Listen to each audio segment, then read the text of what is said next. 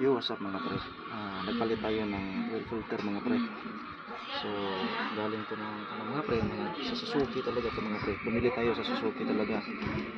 Kasi yung sa may bumili ka sa motor parts, hindi mo siguro na original yung binili mo na oil filter para sa Suzuki Raider 150 natin mga pre. So, bumili ako. Gusto ko sanang bumili doon, pero pagtingin ko sa oil filter nila, walang brand, walang hindi talaga, talagang tatak na Suzuki. So tapos ang mahal pa, 100 pesos. Tapos kaya hindi ko bumili, at doon ako bumili sa Suzuki na branch.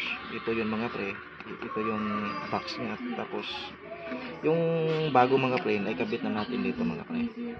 Ito yung used mga pre. So tingnan niyo mga pre, yung original mayroon yang tatak mga pre. Tapos mayroong tatak ito na lang, na madumihan. Tatak Suzuki mga pre, tatak Suzuki genuine parts. So kung gusto nyo tumagal yung motor nyo mga pre, bumili kayo sa trusted na brand. Kung hindi sa motor parts, doon kayo bumili mismo sa branch ng Suzuki talaga. Kabit na natin mga pre, successful mga pre. So yan lang muna mga pre. Yan lang mga pre. So tips ko, bumili kayo sa trusted na branch. Doon talaga sa mismong branch ng motor.